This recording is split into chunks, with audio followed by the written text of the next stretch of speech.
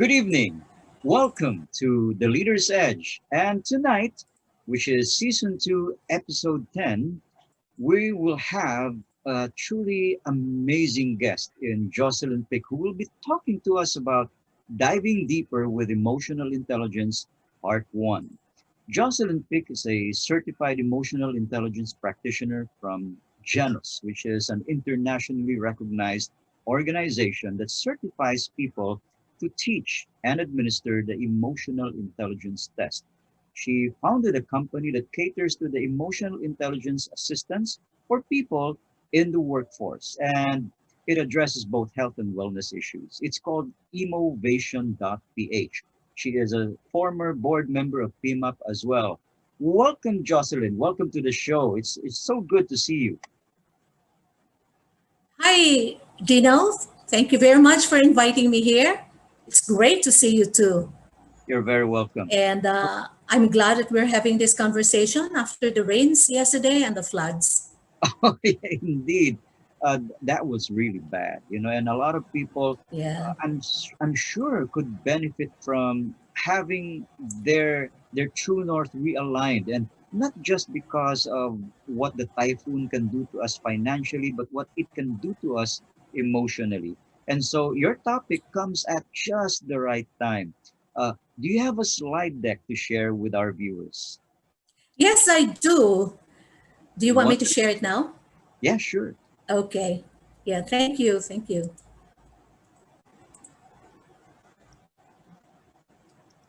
Am I okay? Yes, you are. That's exciting. Yes, it is. I'm very excited. Yes, I'm very excited to be here. I am glad to be a participant of the Leader's Edge because certainly topics that are being included in the second segments or seasons, if I might add, is actually very important for everybody. And I think the topic we have is actually truly timely because, again, the Philippines is undergoing a lot of emotions, I would say, a lot of emotions. That's true. I'm going to start my show. Yeah, I'm going Okay. to start my presentation now. Mhm. Dino, Go ahead. and I would like us, and I thought about this to think about what is the state of I'm talking to you listeners, what is the state of your mental emotional state right now? On one hand, some of you might be feeling very anxious, fearful, and pessimistic. On the other hand, some of you might feel open, inspired, and optimistic. I've seen that in the Facebook post. Some are still reeling from the floods and the cleaning that they have to do. And some are saying, wow, great day. The sun is out. And also, I hear a lot of talk about resilience, that we Filipinos, we are so resilient. We need a lot of hope too. And so there's been a lot of noise in social media, especially because of what had just happened. So as people, as ourselves, do you know where you are right now? Are you feeling anxious? Are you feeling inspired? And if you want to think about it, this practice is called locating yourself. And it's actually one that has made a huge difference in my work and life. In the Genus model, which I'm going to talk about, it is a competency of self awareness. And if you read and listen to a lot of our leaders and people who had made a difference, not just in the Philippines, but in society as a whole, there is really one common theme that I have observed. It's knowing yourself, it's self awareness, understanding what you can do, what you want, what your purpose is.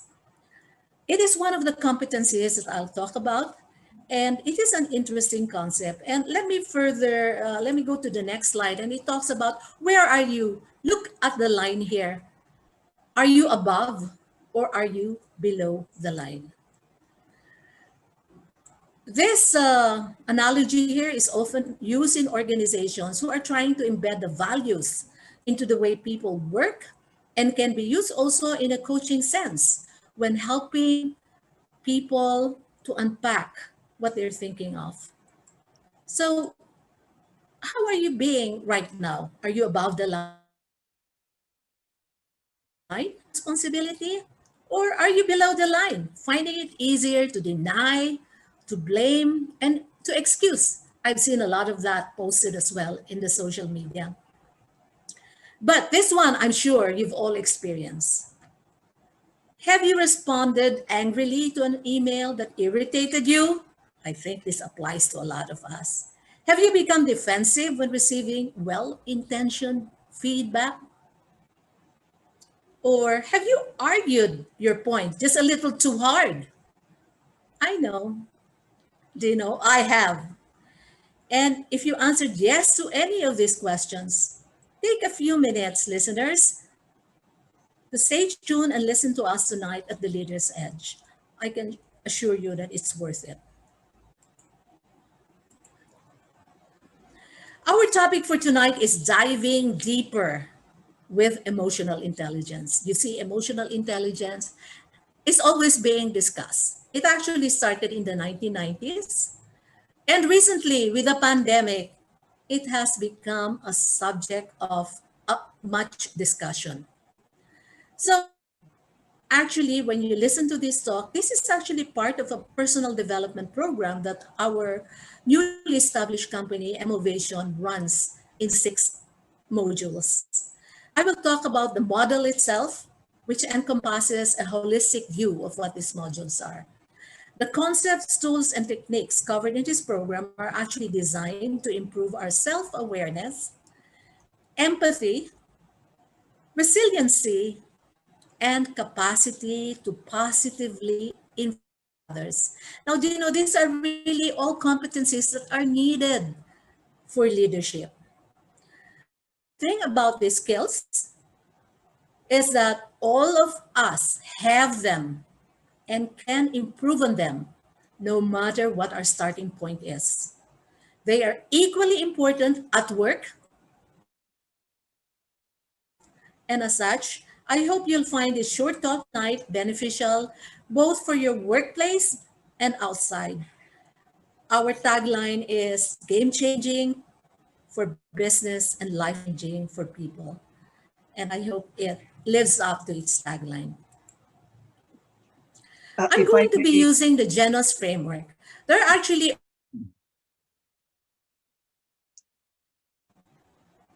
Dino, were you about to say something? yeah, if I may, sorry for interrupting you. I couldn't help but resonate with what you're saying. Sure. Because you're right, your observation is truly spot on. We see a lot of our friends reacting differently, even on Facebook itself. Some people will Yeah. dive into a comment made by a troll, for example, and argue their point in a very, very long chat thread. And sometimes you wonder, why do they even bother and allow somebody to agitate them that way?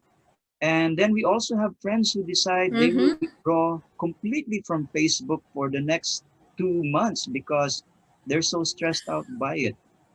Clearly, there is a need for people to be able to situate themselves, as you say, to find where you're at so that you can move on and determine where you want to go. Yeah, I'd like to react to what you said because, Yes, please. technology companies, the news media, for example, they really make it very interesting for you to want to spend so much time. And I think one of the challenges we have also is time management because we get engrossed with the Facebook, social media, the news. Sometimes we really forget to do the essential things that we have to do. And that's also one of the challenges that we have. So, yeah, definitely, there's so many things out there. Like you say, some trolls who would like to talk lengthily and other people get influenced. And some would say, never again, I don't want to do it. But let's go further and talk about the science of Mm, emotional intelligence, why we do these things. Let's yes. understand the social neuroscience of emotions and the connection between how we behave, how we perform at work, and decision making, our decision making. Okay. Let's review and identify the critical emotional intelligence leadership behaviors for our personal development and individual leadership journey. Now, I have here a framework. If you look at the end circle, which is gray, these are the positive aspects of developing your emotional intelligence. Tonight, we will explore neuroscience of emotions and emotional intelligence. So let's talk about the science and then let's analyze emotionally intelligent leadership behavior and the impact this can have.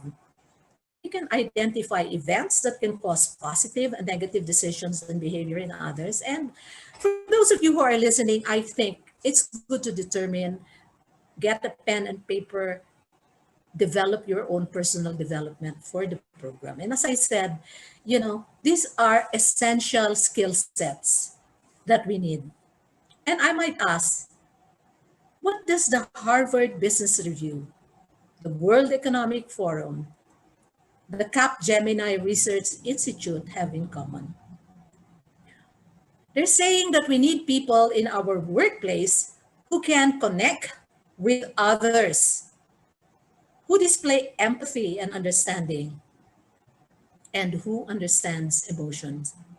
More than ever, emotional intelligence is not just, oh, nice to have, but an essential and core capability, a leadership competency needed for the future. Let me show you some slides in from the World Economic Forum. About a few weeks ago, the latest report of the World Economic Forum on the 2022 skills outlook included in the top 10 emotional intelligence. In 2016, when the first study was done, they came up with emotional intelligence competencies as also an important skill set to have for the year 2018. It came out again for the year 2020, this year. And now they're saying again that for the year 2022, this will be an important skill set, all the more because of the age of artificial intelligence. There are declining skills that I see here in the slides. A lot of the skill sets that have been identified has to do with analytics, active learning, creativity, technology, critical thinking, complex problem solving, leadership and social influence, but emotional intelligence is always part of the list. And that is why it is important for us to get to know about it. I'm showing another slide here, how essential it really is. This is a report shown by the Gemini Research Institute, Emotional Intelligence, the skill set, essential skill set for the age of artificial intelligence, wherein they investigated, the increasing importance and growing relevance of emotional intelligence in the new normal post-COVID, in the age of technology, automation, and artificial intelligence. To these ends, 750 executives and 1,500 employees were surveyed, and in-depth interviews were conducted among 15 different industries. So these were industry experts, academics, and startup executives. And this is what the research showed. Emotional intelligence will be a must-have skill in the future and will likely rise sixfold within the next 5 years. Organizations, people, processes are not adapted to the age of the machine. Even though, as you could see, we have been disrupted rapidly with the pandemic, with everybody switching to meetings such as this, for example. I am teaching, and I do also my classes virtually. So some of the other findings included an emotionally intelligent workforce would benefit organizations and employees alike. But only 26% of organizations actually provide emotional intelligence feedback to their non-supervisory employees. It was also found out that organizations do not conduct enough training in building EI skills for employees across different grades, and particularly for those who are in the non-supervisory roles. So these are some of the benefits. Top benefits for organizations will include productivity, as we all know, high employee satisfaction, increase market share, and reduce attrition. It will also result to employee benefits, which will include greater well-being, reduce fear of job loss, which is so prevalent now with hundreds, if not hundreds of thousands of companies shutting down, thousands of people losing their jobs, more openness to change, or I might even say transformation, and the safeguarding of human jobs from machines.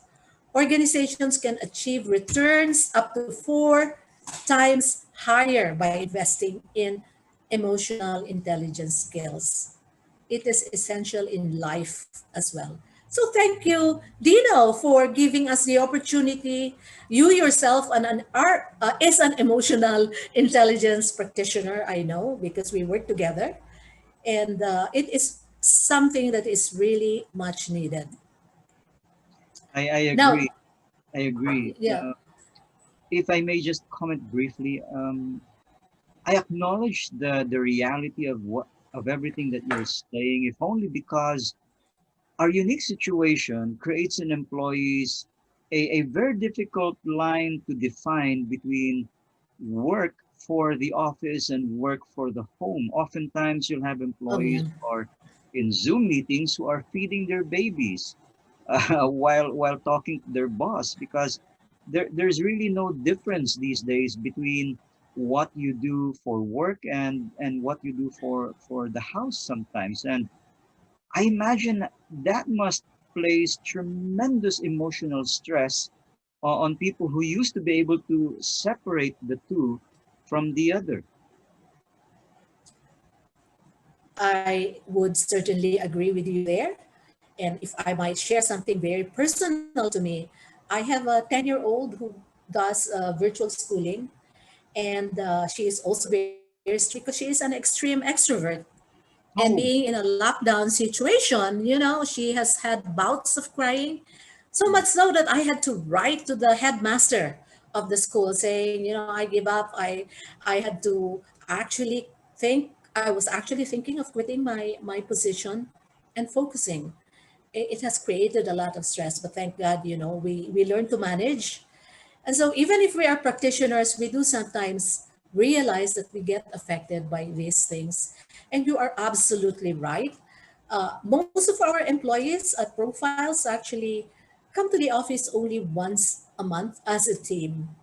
They do that so there's still a feeling of belongingness and a feeling of camaraderie among teammates.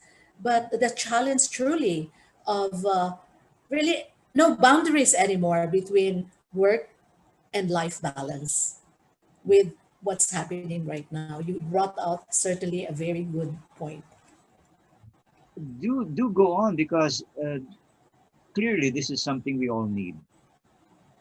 Yeah, and bringing up to your point also is, I actually really wonder in the future if we were to make some research on the effect of what's happening right now, especially in our children, Yes. because it is such an unnatural thing that's happening to them. I mean, it will be fascinating to know about the impact of what's going on.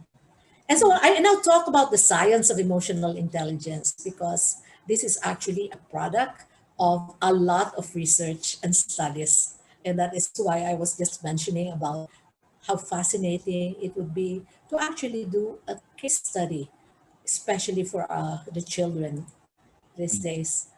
So I'm sure you won't be able to read all this, but I just wanted to point out that Genus, which is actually a company situated in Australia, is partly owned by a university called Swinburne University. And they have done a lot of research on emotional intelligence. So this program has been built around the science of this research and includes a lot of the most up-to-date knowledge, tools, and techniques to help us enhance our emotional intelligence. Let me say quickly that this is the campus that, as I said, this was also developed by our founder. I believe you are, you know him. You're friends with Dr. Ben Palmer. He Mm. was a PhD student in Swinburne, and that's how this whole concept of coming up with a framework, which was actually adopted nationally by Australia, and now it's international, as you say. And in the list of their research, which could be downloaded, is at their website called genosinternational.com. I have here some companies just to illustrate the point that we are not just academics, rather, we're just like you. We work with many, many different clients in the area of emotional intelligence. Mm. Now, how do we structure this?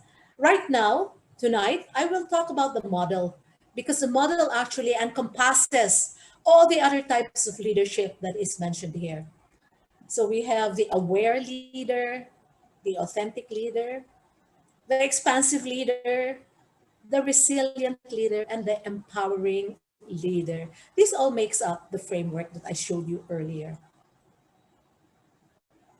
What I'm going to talk about in the entire segment is to talk about the social neuroscience of emotions, determine the link between emotions, decisions, behavior, and performance, and review the importance of emotionally intelligent leadership behavior to your academic, to your leadership context, which is what the leadership edge truly is all about. Indeed. Yeah. So, what is emotional intelligence? There's so many definitions of emotional intelligence. But to put it simply, emotional intelligence is the ability to perceive, it is the skill to understand, the ability for you to be able to express, to reason with, and manage emotions within yourself and others. Later on, we're going to focus on the application of these abilities in leadership as far as the competencies are concerned. So, this is the framework again. It consists of 6 emotionally leadership competencies.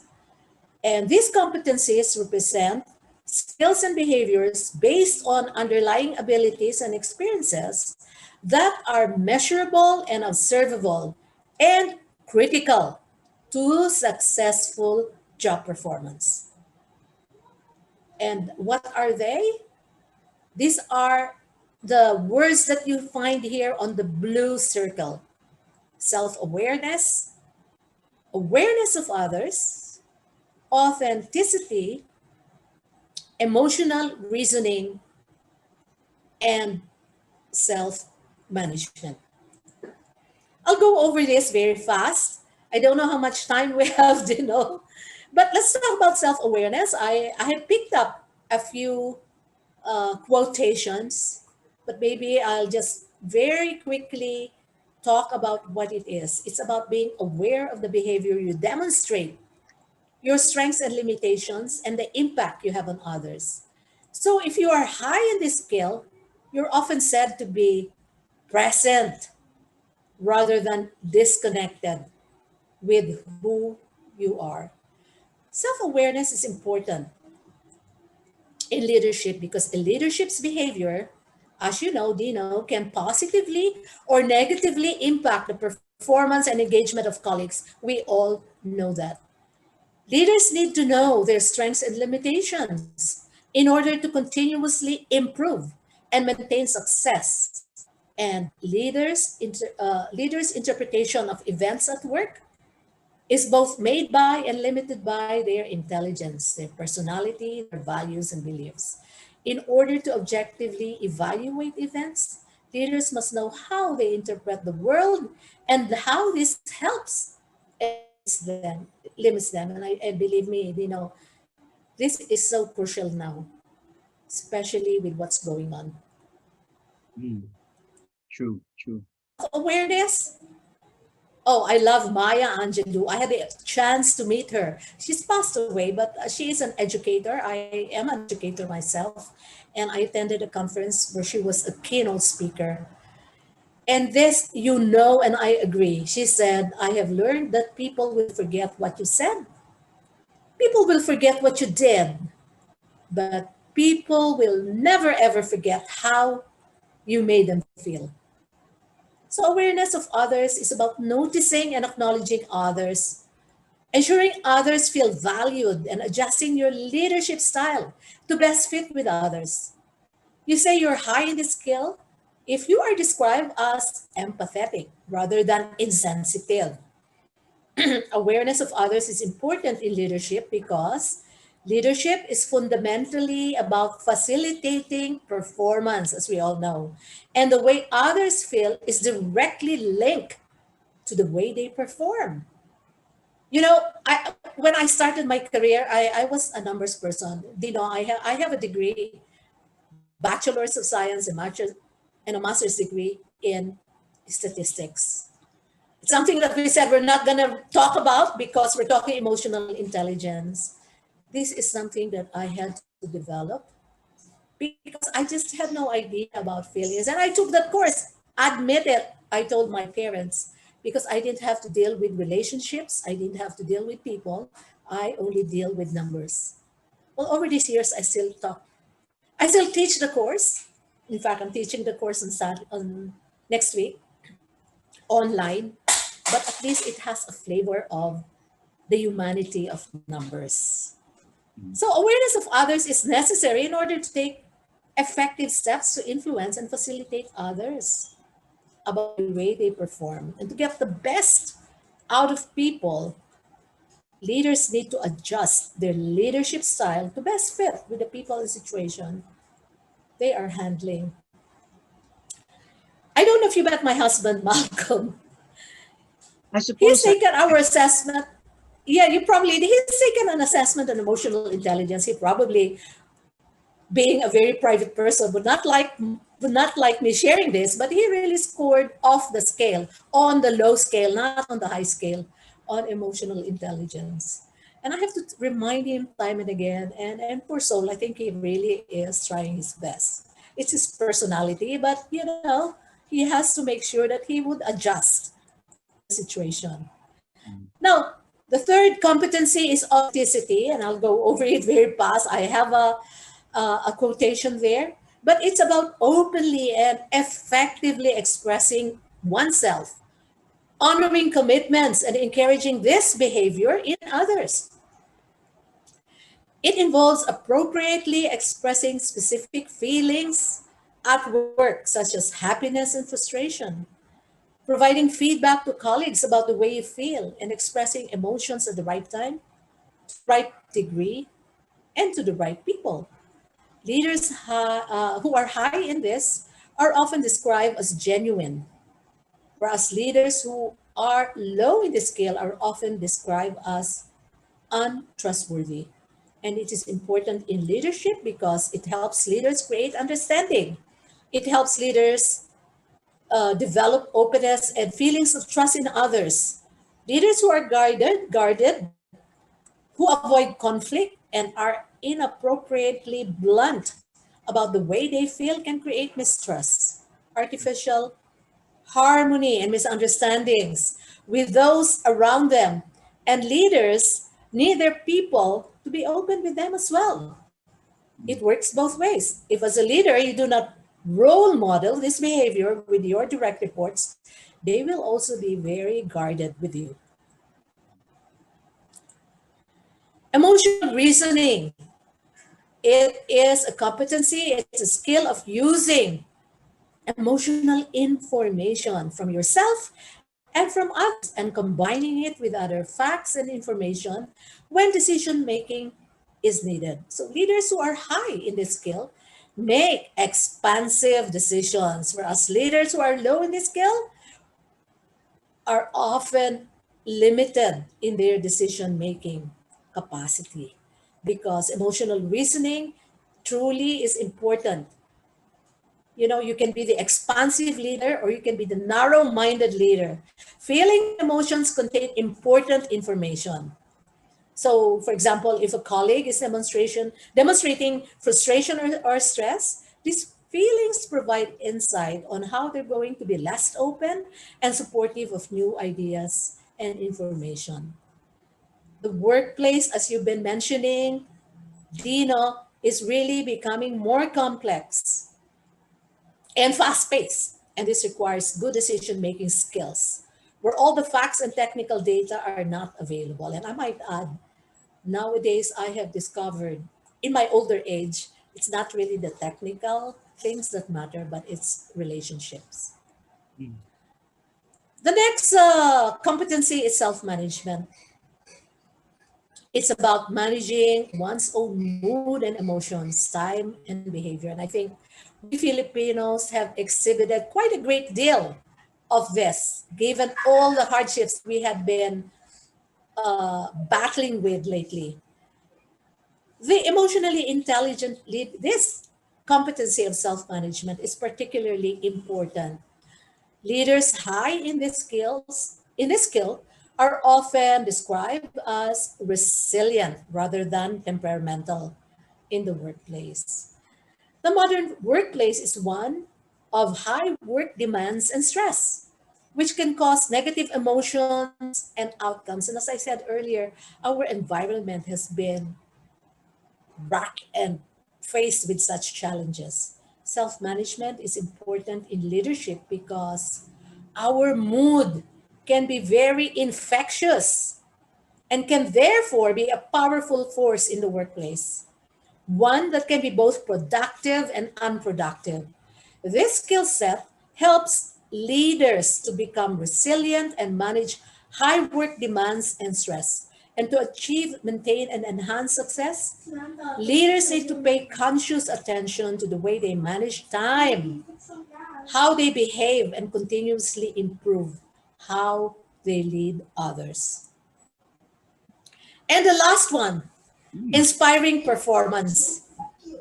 It's about facilitating uh, high performance in others through problem solving, promoting, recognizing, and supporting others' work. I give a quote from C. Jobs, who's actually quite known for this, even though his management skills were not depicted well in a movie, but a lot of his talks actually does inspire performance. So this is important because research has actually shown that this style, compliance style, often fails to drive discretionary effort and high performance. What is needed is inspiration. You inspire people, and leader who combine this competency with an inspiring style can often empower people to perform above and beyond what is expected of them.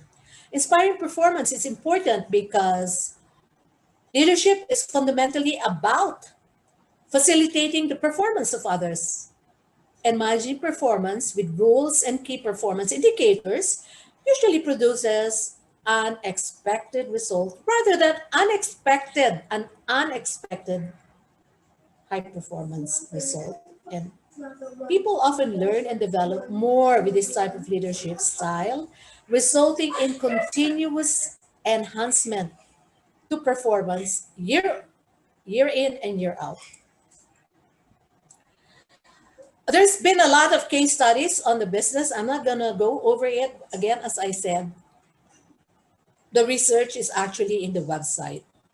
This is an example of such research done in Australia, and people in how there is a direct link between the way people feel and the way they perform at work. I'm going to just talk about this very briefly, and it's really talking about the neuroscience, which is the study of biological mechanisms of the brain. Neuroscience has shown us that whenever an event around us occurs, such as the way someone is talking to us in a meeting, the first thing that happens is our so called emotional brain, which involves structures such as the amygdala, uh, an almond shaped muscle that tags that event as either a reward or a threat, either a friend or a foe. The job of the emotional brain is to make very quick, unconscious determinations about whether something or someone is safe or not. And the tag, which in fact is an emotion, is communicated to the so called thinking brain. And that leads me back to our earlier discussions, Dino, about why some people act this way. It is emotional brain thinking, ultimately processed by the thinking brain, which we call the prefrontal cortex. And that is what is actually helping us determine good from bad and better from best. It helps us anticipate behavior and determine the best behavioral response to make events. But everybody, regardless age, regardless of gender, regardless of nationality, we have that initial unconscious response in our emotional brain to determine how we're going to react.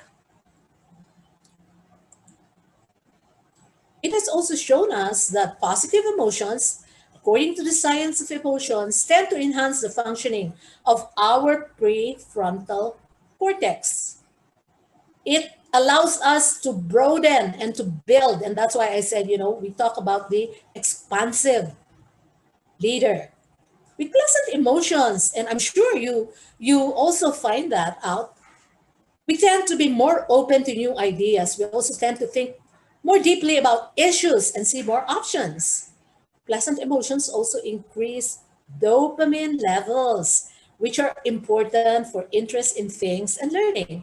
On the converse side, unpleasant emotions limit the functioning of our prefrontal cortex, narrowing our thinking and limiting our interpretation of events. So it narrows our minds and it tends to diminish our cognitive resources. Thus, we can become biased in our views. We can lose our capacity to objectively evaluate situations and conceptualize our best responses to them. You may have experienced this in verbal conflicts with someone where you felt threatened and thought about all the best or the smartest thing you could have said when you walked away. So, as previously stated, the job of the emotional brain is to make very quick, unconscious determinations about whether something or someone is safe or not. And this process is very important from a survival point of view. And it's the reason the action, it's better to be safe than sorry, comes into being. Because in the modern workplace, it can also cause us to think and behave in ways that are counterproductive to our performance and to our relationships. Consider how differently you think, behave, and interact with others at work when you feel overly stressed or worried, or as opposed to when you feel relaxed and happy. Jocelyn, if And I may that's, interject yeah, briefly, Dino. um, I noticed what you were saying about self-management skills in people who were initially miserable because their business was, for example, as a driver for Angkas. And what were Yeah, these rules with the shield, and you cannot yeah, have passengers. And they were really miserable. And yet, later on, when they managed their own sense of outrage and helplessness, they pivoted, and now they're making more money by delivering food rather than delivering people.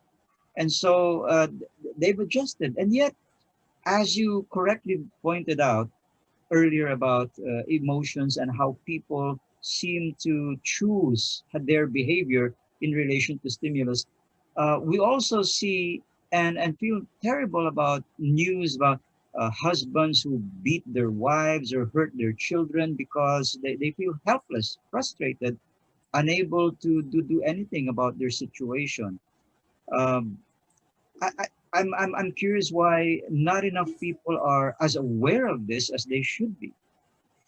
Yeah, I think they should. And you really brought a very good point there, Dino. And that's why it's important to have sessions like this.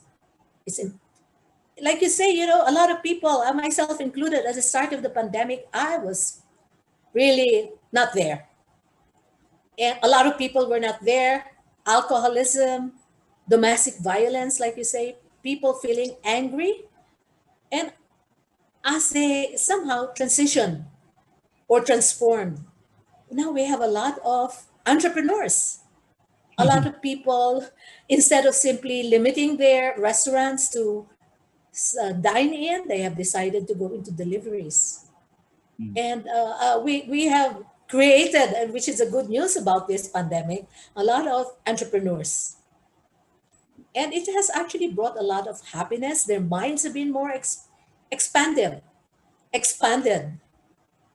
mm. And this is the effect truly of, you know, emotional brain versus the thinking brain.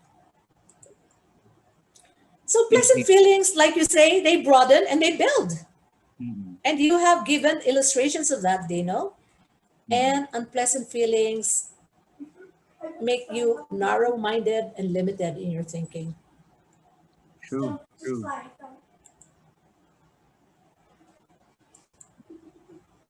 And that being said, it shows you how decisions, how emotions can affect the way you decide, the way you behave, and the way you perform.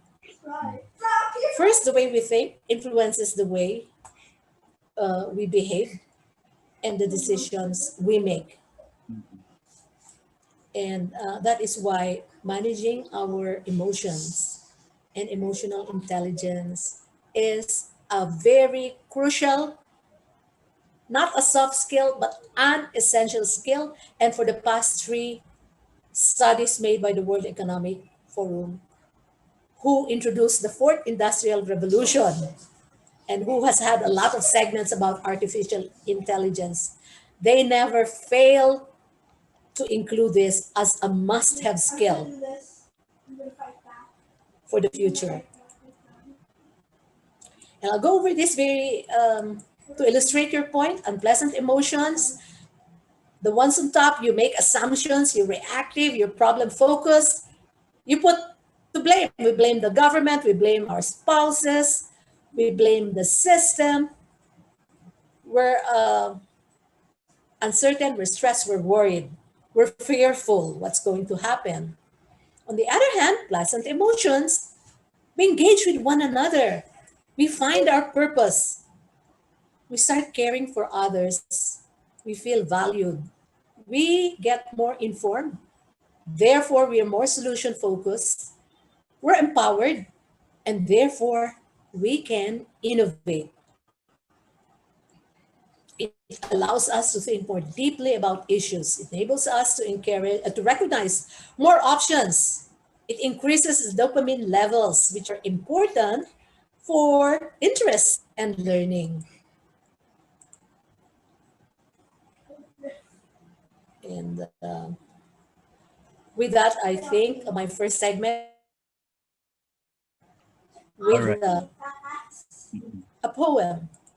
Oh, okay. This poem is called The Guest House, and it's me. Now, for those of you who don't know him, his real name is Jalaluddin Rumi. He is a 13th century Persian poet.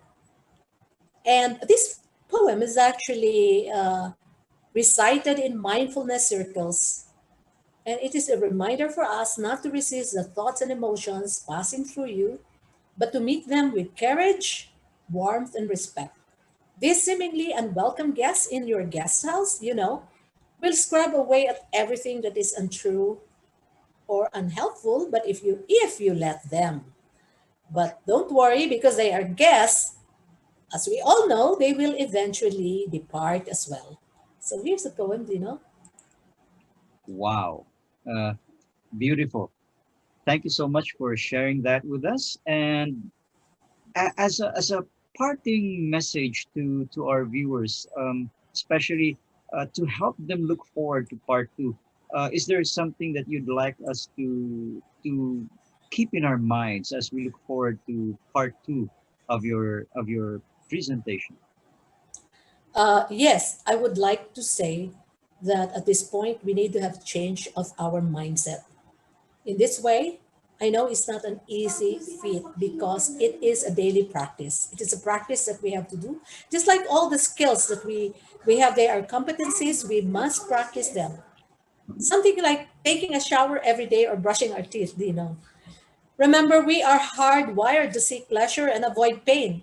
So we are going against our nature here. But the good thing, if we practice this, we get emotional freedom. If we learn, for Wonderful. example, Yeah. yeah, if we learn to practice those skills, you know, it will be good for us, not just for us, but good for the world, good for our communities. So that's what I'd like to say. Thank you so much, Jocelyn. Indeed, what you've shared with us is powerful, timeless, and relevant, especially in today's situation. Now, I'd like to remind our viewers that uh, season two, episode 11, will be about servant leadership, which will be discussed by Grace DeSena. But before that happens, we will have part two of this incredible episode on diving deeper into emotional intelligence. So until next time, I'd like to thank everybody and I'd like to thank Jocelyn for gracing this show. Good evening.